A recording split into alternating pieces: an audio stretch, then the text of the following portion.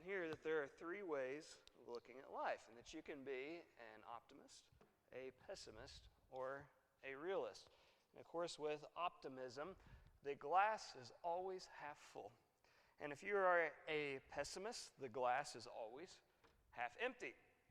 If you're a realist, the glass is both half empty and it's half full. That's just the reality of the situation. That's the way that it works. Although we sometimes forget about a fourth and do not equally take into consideration, and that is the opportunist. And the opportunist says, hey, while you dummies were arguing about the contents of the glass, I consumed it and there's nothing left. Thank you very much. An opportunist looks for opportunities to take advantage of. Well, tonight we're going to have some time that really focuses in on an opportunist, but we're also going to have an optimist, a pessimist, and a realist in our class. We are in not Corinthians, we're in 2 Samuel chapter 16. And so if you'd like to turn there, we will try to find and identify which person belongs to which group. 2 Samuel 16. And we're starting tonight in verse 1. And just to refresh ourselves from last week, Absalom, David's son, is in rebellion against the king. He has plotted this for what seems to be years, and he's kind of overtaken the kingdom and the kingship now for himself. And he essentially forces his father's hand to be driven out of the holy city, Jerusalem.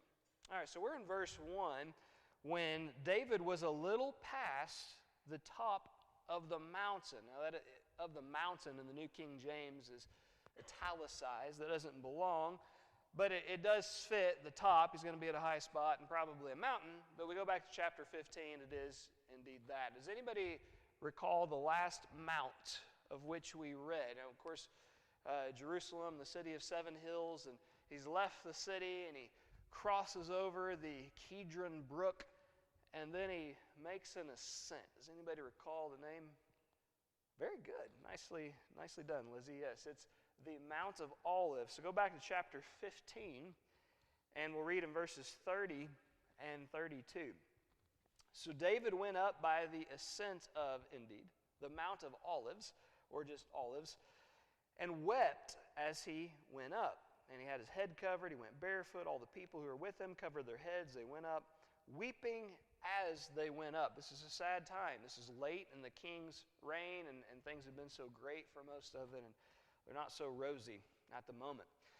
Verse 32, now it happened when David had come to the top of the mountain, where he worshiped God. There was Hushai, the Archite, coming to meet him with his robe torn and dust on his head. And we're going to talk more about Hushai a little bit later on. But yes, very good, Lizzie. So when we're in chapter 16, verse 1, David was a little past the top of the mountain. So he's already ascended the Mount of Olives, and there he encounters a man named Ziba. This isn't the first time we've talked about Ziba. If you'll recall, we're appreciative of the writer to toss in details like this, so we don't always have to go back and revisit where it is we stand.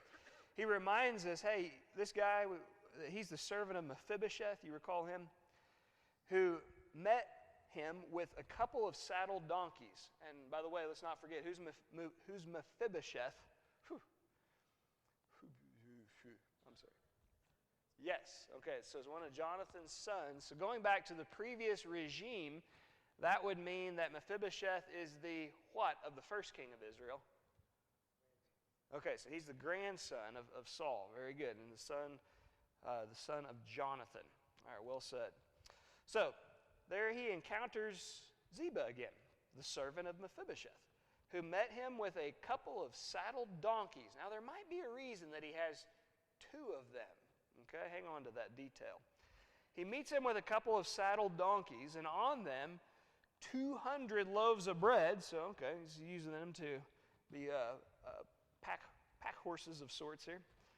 200 loaves of bread, 100 clusters of raisins, 100 summer fruits, and a skin of wine. And the king said to Ziba, "What do you mean to do with these?" It's quite a bit of stuff. So Ziba said, "The donkeys are for the king's household to ride on." So these were intended for people to ride on those.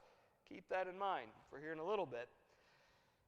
The bread and summer fruit are for the young men to eat, and the wine are for those who are faint in the wilderness to drink. So basically, I brought this stuff to help care for my Lord. I know what it is going on. I'm on your side. I want you to know that. Recall, there are conflicting companies right now. Absalom and those in his camp who recognize him as king. David still, who's like the legitimate king and recognized to be on the throne. But Absalom, his son, has won over the hearts of the men of Israel. He's stolen them. And so Israel's very divided once again, like it was early on in David's reign. So this guy says, hey, I'm on your side. Of course, the one helps take care of Mephibosheth, as we're reminded. And I brought all this stuff for the king, and I'm showing my allegiance to you. Verse 3. Then the king said, well, where's your master's son? Meaning, whom do you think?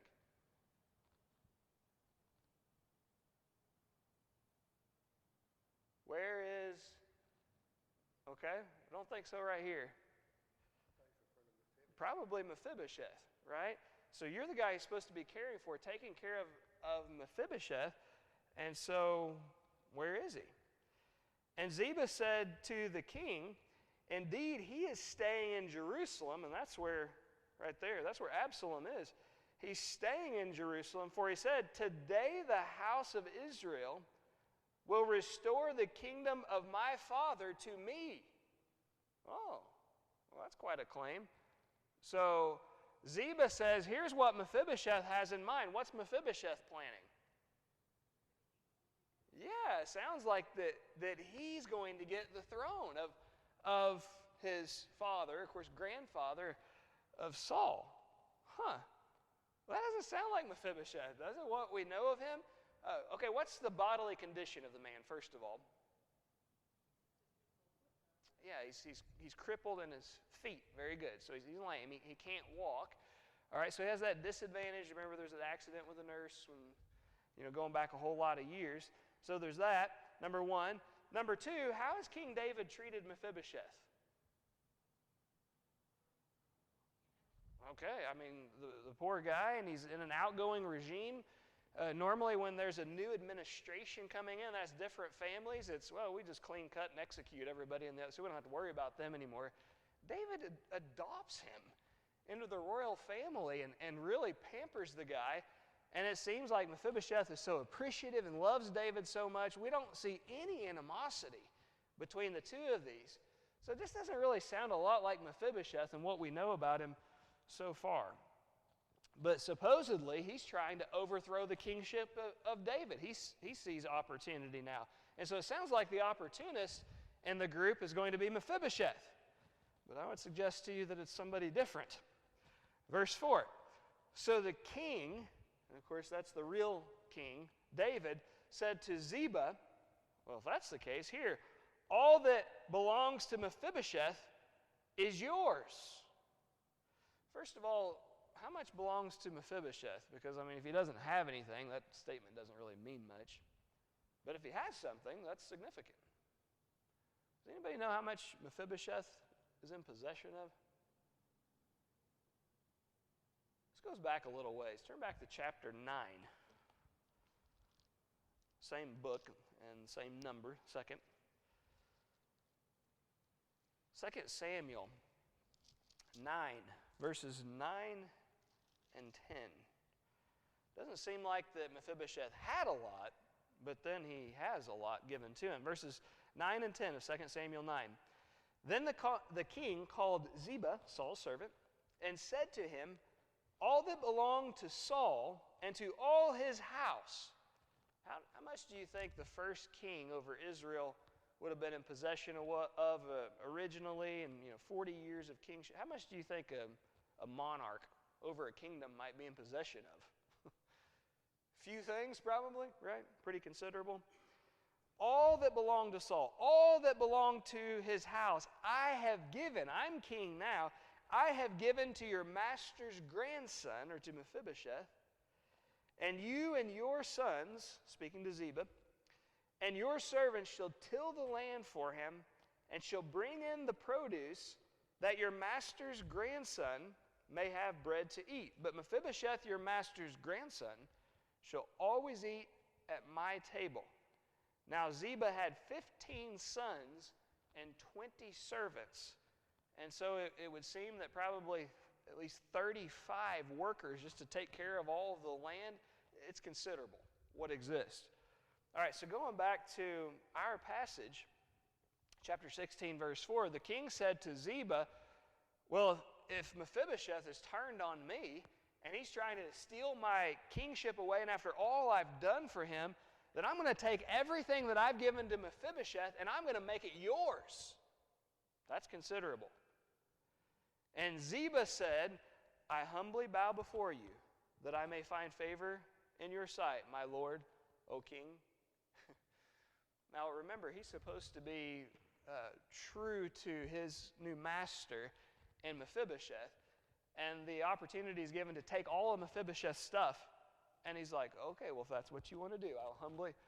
That should be a little bit of an indication right there. You know, wouldn't a good person say, well, king, I appreciate the offer, but that might be a little steep. Let's see how things maybe play out here. And oh, no, he wants it.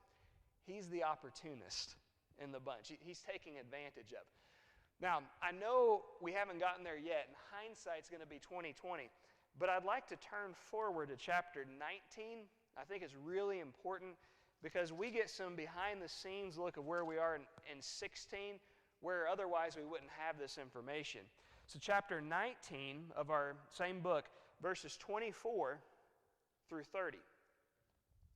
And Mephibosheth, the son of Saul, came down to meet the king. And I hate to give too much away in the book, but I'm going to guess probably everybody knows anyway.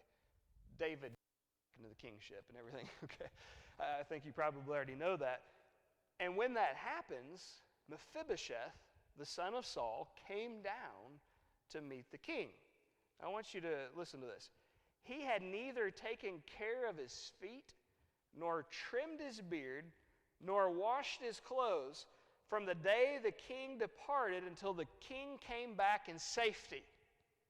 Does that sound like he doesn't like David very much, and in the meantime he's been trying to steal the kingdom away from his master? Not in the least. It sounds like he was crushed while his master was away. Verse 25 of this 19th chapter. And when he came to Jerusalem to meet the king said to him, why did you not go with me? Mephibosheth, you know, he has these loyalists who follow him around. Why weren't you in the bunch? I feel like maybe I couldn't count on you. He answered, my lord, O king, my servant deceived me. Who's his servant who's in charge over at the ranch? Ziba, okay. So the accusation on the part of Mephibosheth is that my servant, or Ziba, deceived me. For your servant said to him, that is, I, Mephibosheth, said to Ziba, Ziba said to Mephibosheth, make it, I will saddle a donkey for myself that I may ride on it and go with the king. He says, for your servant is lame. And so it sounds like he says, hey, I'm going to go get some donkeys ready, and I'll come back and get you. So obviously you can't walk, but we can put you on the animal, and you can ride, and we're going to go out to meet the king. That's what he told him. He never showed, did he, according to Mephibosheth. Verse 27, he has slandered your servant, that is me, Mephibosheth, to my lord the king, that is David, but my lord the king is like the angel of God. Do therefore what seems good to you. For all my father's house were but men doomed to death before my lord the king, but you set your servant. Notice the terminology he's constantly using. You, master, Lord, you're like the angel of God to me. Of course, that's a reference to God himself. You're like God is the way I see you, in the respect and the love that I have for you. And he keeps speaking of himself, your servant, your servant, your servant. He's not trying to take over the kingdom of David. For all my father's house were but men doomed to death before my lord the king. But you set your servant among those who eat at your table. What further right have I then to cry to the king? And the king said to him, why speak any more of your affairs? I have decided you and Ziba shall divide the land. Okay. Now, if you're thinking, well, if this guy is such a rotten scoundrel, Ziba, why would he give so much to him, so much more than what he had in the beginning? The short of it's this. We're not to chapter 19 yet. We're going to discuss that later. This is a good day, and the king is in a good mood. I'll just tell you that, okay, after a very rough stretch. But for right now, what he says is, I've made my decision. I'm going to take all of the estate. I'm going to cut it right down the middle, and Mephibosheth gets half, Ziba gets half. Originally, who had 100%? Mephibosheth. Then who had 100%? Now each has, okay, so you see there's been 3 change of hands very quickly, at least in the totality of all that's possessed from the estate. Now, I do want to read this final verse right here before we go back to our text. Verse 30 of chapter 19. And Mephibosheth said to the king, oh, let him take it all, since my lord the king has come safely home. Now, does it sound like the Mephibosheth's trying to take advantage of situations? In fact, he says, I don't care about, and there's no telling what that 50% of that's worth, by the way. He says, I don't care. I don't need any of it. I have you back at home, my king. I'm your servant. I get to be a part of this arrangement that you've made for me. I don't need any of that stuff. Okay, so we go back to our passage of chapter 16. And you see why it's important to look a little bit ahead to see what it is that's really going on. We don't know all of this information in chapter 16, but we find out about it later. So when it sounds like Ziba coming in and being so loyal to the king, he's not. He's an opportunist. He's taking advantage of the situation. He is a liar, and he's able to get a whole bunch more stuff for himself. And so that's the first 4 verses, and we've met the opportunist. All right, we still need, though, the optimist, the pessimist, and the realist. Who are they, and how do they factor into this conversation? Verse 5. Any comments on that, by the way, through verse 4? Yes, sir.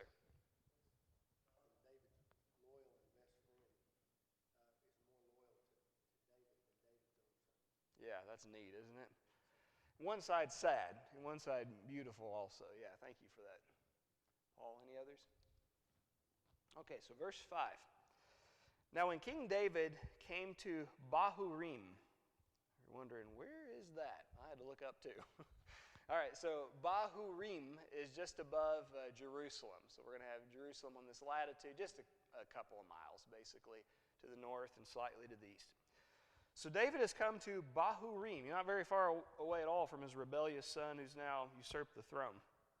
There a man from the family of the house of Saul, whose name was Shimei, the son of Gera, he came out from there. He came out cursing continuously as he came. It sounds like he's a chip off the old block. He's connected to the house of Saul for sure. Verse 6, and he, very mature, he threw stones at David and all the servants of King David, and all the people and all the mighty men were on his right hand and on his left. That is, the kings undoubtedly stationed around to protect him in case there's an ambush. Also, Shimei said thus when he cursed, come out, you bloodthirsty man, you rogue. The Lord has brought upon you all the blood of the house of Saul, in whose place you have reigned, and the Lord has delivered the kingdom into the hand of Absalom your son. So now you are caught in your own evil, because you are a bloodthirsty man. Then Abishai, the son of Zeruiah. Do you remember the sons of Zeruiah?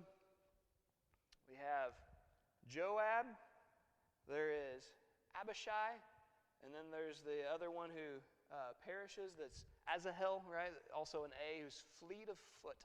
He's the 4-3 guy in the 40-yard dash.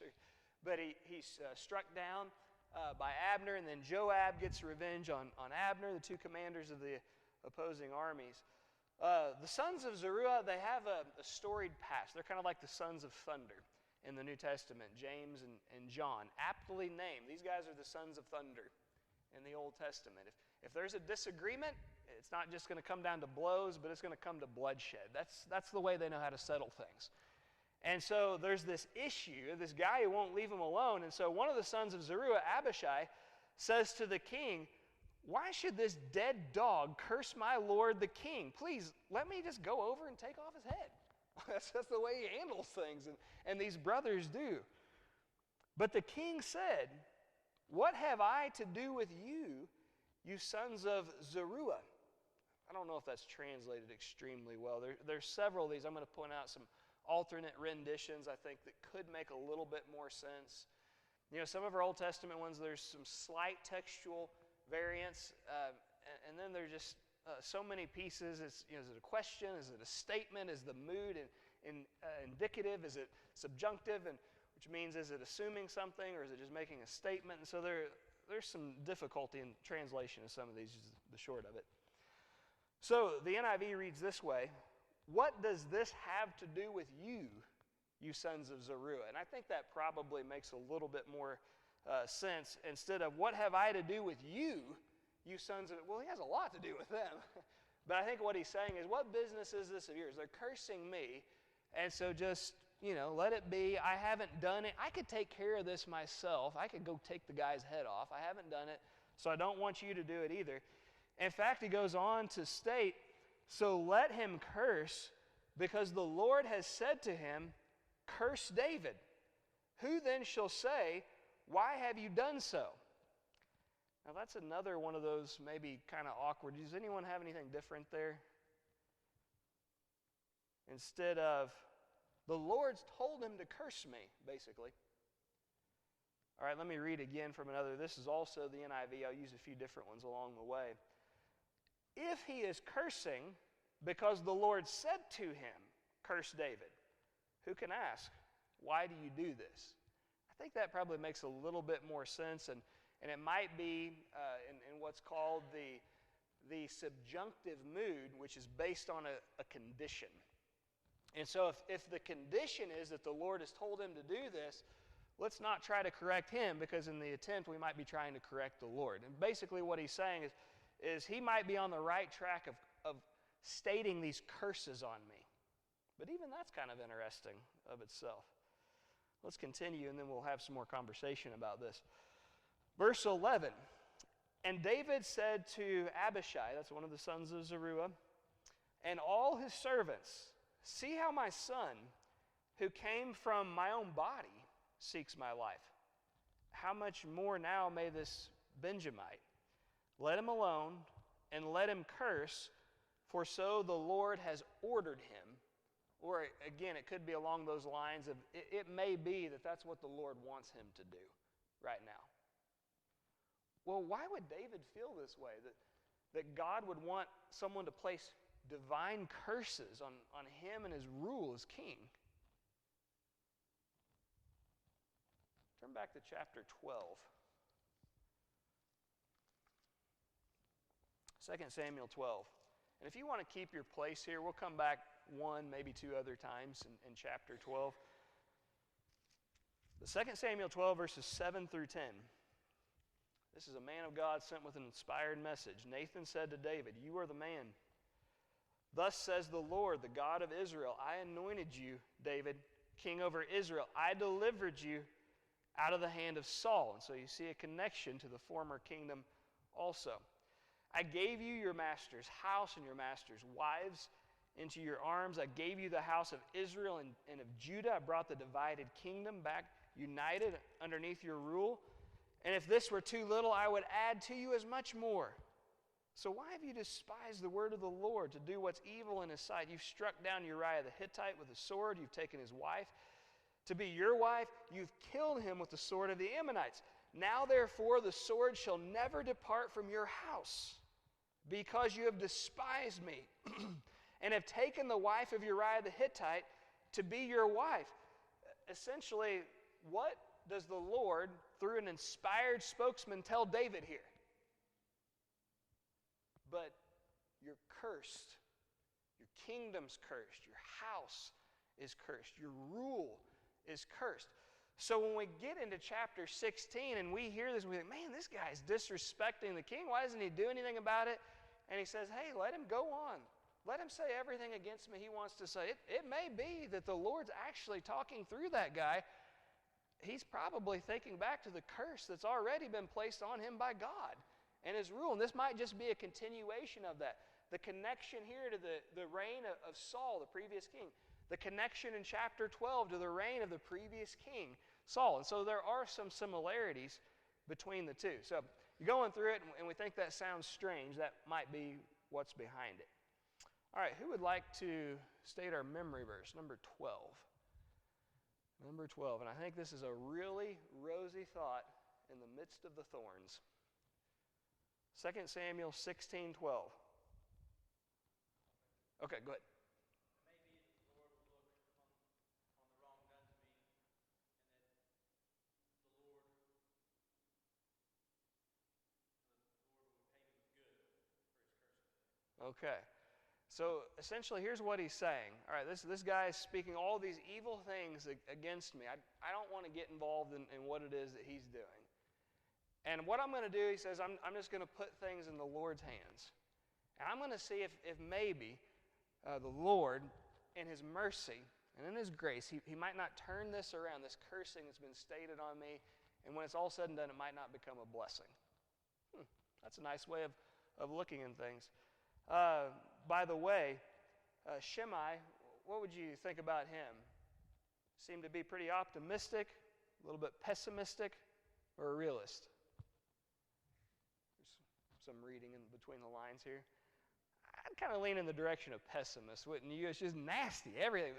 The vitriol that just spews out of his mouth. Okay? What about David? How does he seem to be looking at things here?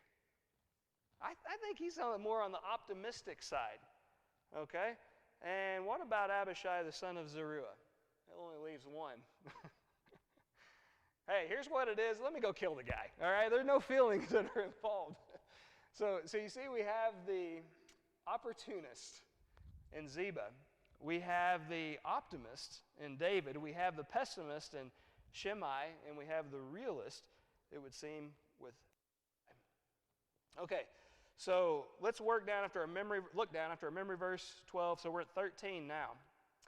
And as David and his men went along the road, Shimei just went right along the hillside opposite. I mean, this guy's not going to give up.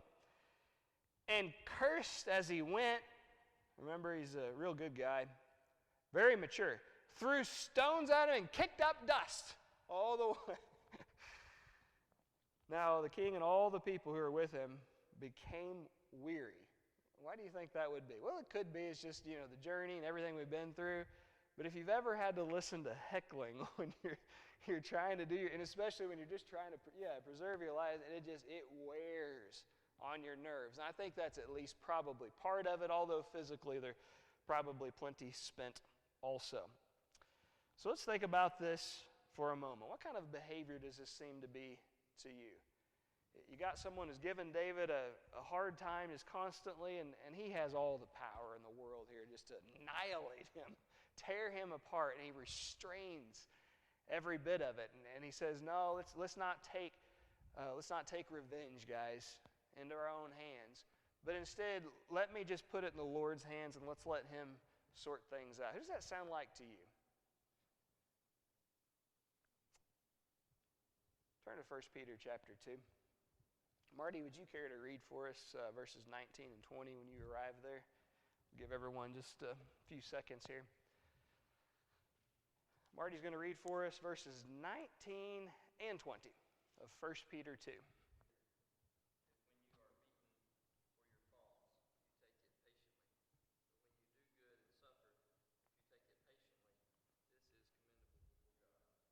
God's really impressed when we hold power in our hands, just to take care of something that really bothers us. And even if we're being legitimately and legally mistreated, he really views this as a positive thing. If you harness all that strength that you hold and you don't hurt people with it, you don't stoop to their level. And then, Marty, we're going to continue on. Now, verse 21 of this same passage, 1 Peter 2. Where have we seen this before? For to this you were called, because Christ also suffered for us. And he goes on to say, who committed no sin, nor was any deceit found in his mouth, who when he was reviled, that's with words, did not revile in return, but he committed himself to him who judges righteously. He said, you know what, I'm not going to take care of all this now. I'm going to let God sort things out according to his perfect judgment. And then notice in verse 25, for you like sheep were straying. You weren't this way, but by now you've changed. You've returned to the shepherd and the overseer of your souls. And this is written in the context of severe persecution that was on the Christians. And essentially what he's encouraging them to do is don't take matters of vengeance into your own hands. Remember Christ and the example that he set. And so we go back to 2 Samuel 16, and we see David with all this power as the king. He can unleash on this miserable peasant and end it all right now. But he restrains all that power, not only with himself, but also with his servants. No, guys, don't do this. Don't stoop to that level. Listen, let's just let God take care and sort things out in his kingdom as he prefers. Now remember, David's been through a rough patch. He hasn't looked like God, he hasn't sounded like God, and he hasn't been thinking like God for a long time. But like 1 Peter 2, it seems now that he's returned to the shepherd and the overseer of his soul. He's turning over a new leaf. He's becoming like the old David once again. I think that's a real positive for the king. Okay, any comments through verse 14? I will state this, and if you'll give me just another half second here before opening it up. The king and all the people who were with him became weary, so they refreshed themselves there. If you look at some other translations, I don't think, the NIV has their destination. The Message has, by the time they reached the Jordan River, and that make a lot of sense because they started up top, high, water flows naturally low. And so as they go down and then Shimei goes along the hillside cursing David all the way, they would make their way down the Jordan River, and also why they'd be refreshed. They probably need a break, and also the water, if they're hot, they can cool down, they can drink, and all that sort of stuff. So I also state, though, I thought, well, that's interesting, and I looked in the Hebrew text, and I couldn't find any justification for the Jordan River, and it's just in some of them, but that may be where that happened. Okay, so any comments through verse 14 so far? We see the four categories of people in the way of looking at things. Okay, so we've talked a lot about the king who's embattled right now, and he's fleeing for his life. Well, what about Absalom? What's going on with him back in Jerusalem? Verse 15, meanwhile Absalom and all the people, the men of Israel, came to Jerusalem.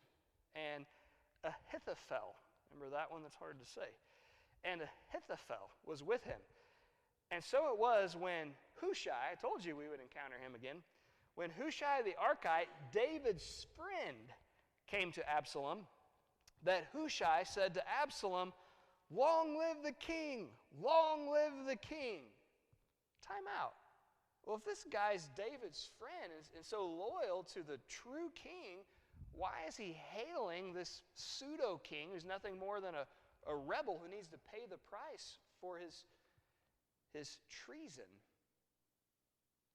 Go back to chapter 15.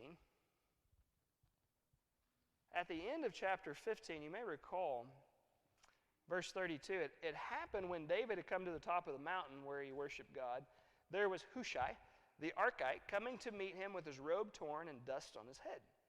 David said to him, if you go on with me, then you will become a burden to me. And it might be we have a pretty full camp the way things are and don't need anything else to be done out here. It might just make us more obvious for people trying to find us.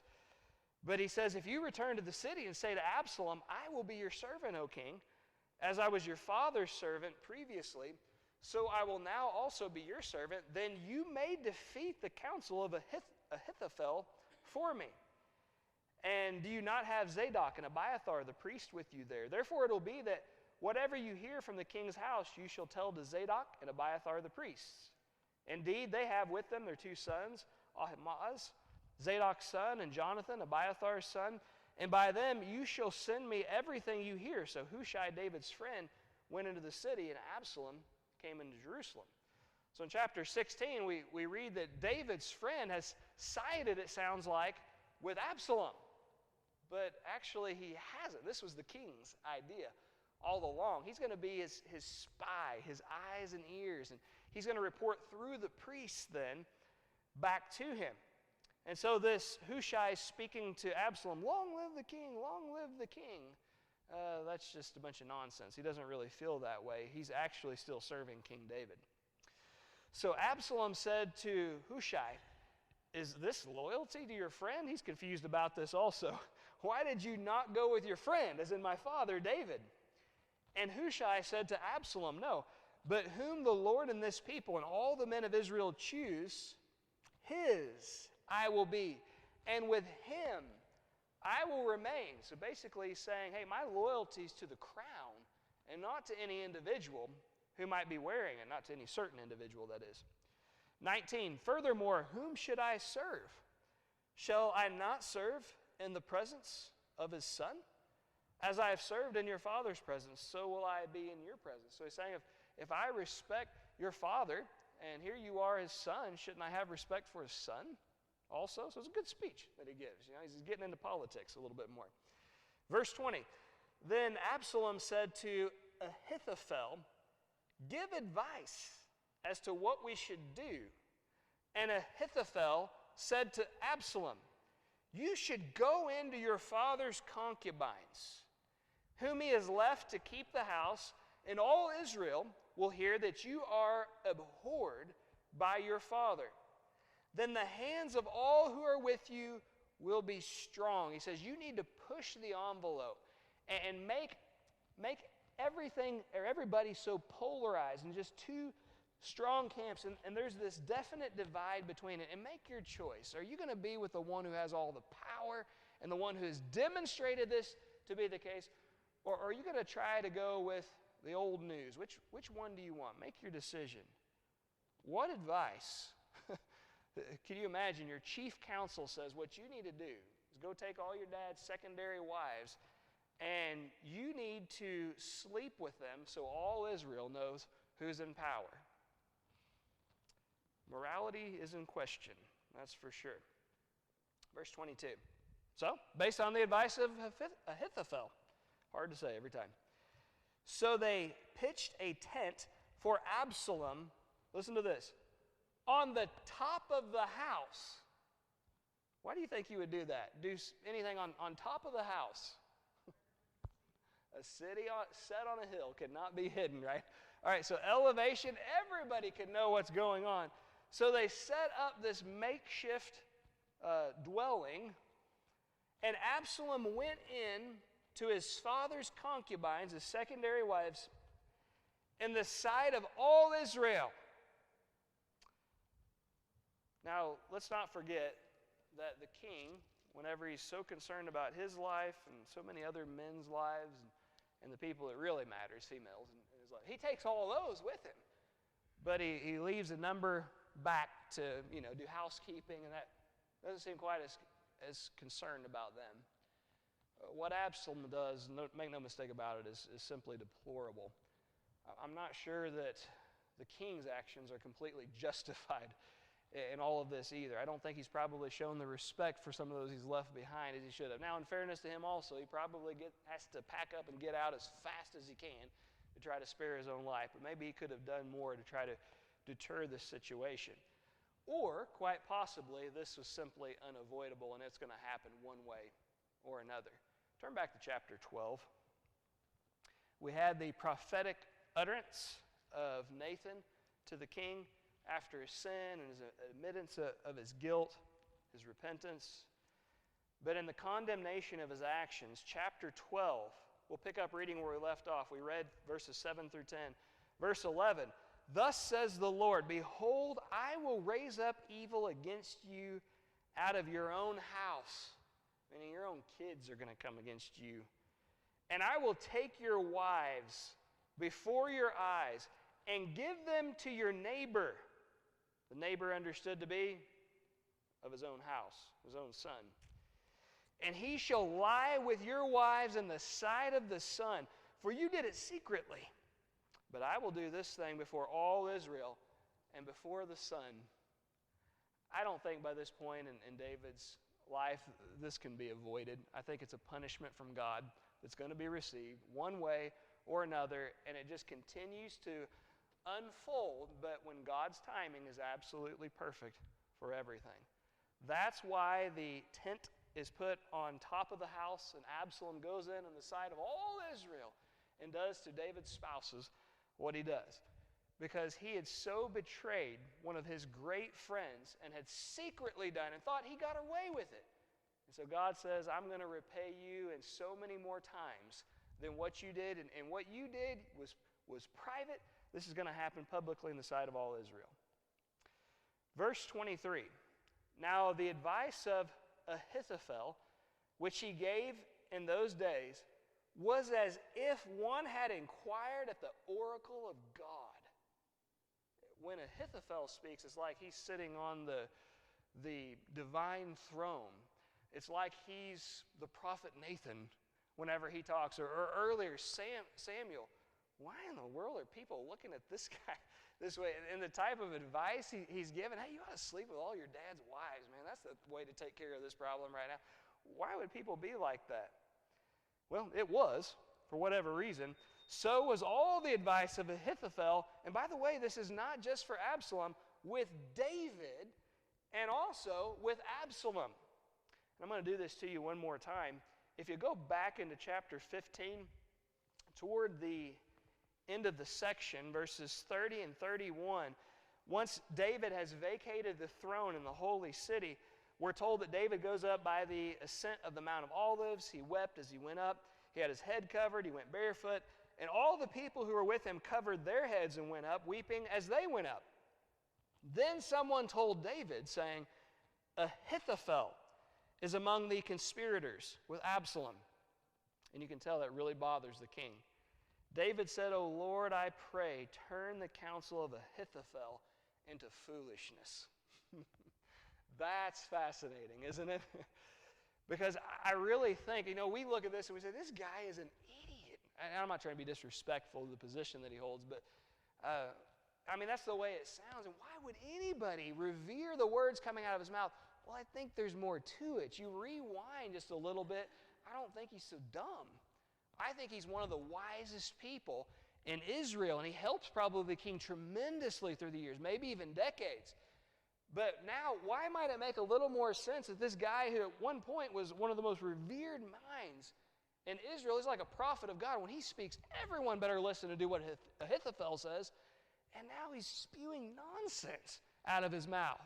Well, and they might not solve. Could be. Okay, well, he said so, I'm going to do it without even thinking, wait a minute. Yeah, that's a good point. Yeah. There's no question. Yeah, I like that. That's a very sensible thought. Thank you, Andre. That does make a lot of sense. Any other comments? His wisdom has turned into foolishness. Might it have something to do with the prayer of the restored one that has returned to the shepherd and the overseer of his souls? Might it be that this is the intervention of God, that he would need to take the wise and turn it into foolishness? Does that sound familiar at all? 1 Corinthians chapter 1, he loves to do that for people who are full of pride. And this may just be one of those many instances of Scripture where God takes the most disgusting and the worst of all circumstances, and the little nuances of evil all along are his plan to turn the worst of images into the most beautiful of portraits. I think God is using Ahithophel to save the life of David and to save the kingdom of David, even though right now anyone looking at it would think that doesn't make any sense. It's going to start making a whole lot more sense next week. Okay, any other comments through chapter 16 of the book? I hope you're enjoying the study as much as I am. I love these Old Testament events and all the powerful lessons that we can take out of them. If you will, in preparation for next week, please read all 29 verses of chapter 17, and we're going to try to memorize. I'll be honest with you. If you want to skip a week, next week's going to be the week to do it. It's okay. Verse 14. So just look at that for a minute. Chapter 17, verse 14. That's rough, I know. Well, it's such a good thought, Emily. Thanks for caring enough to ask. So, yeah, but man, I know. Why am I even doing it? See, that's wisdom speaking. Mine's foolishness. So, all right, thanks, everybody. Enjoyed the time together.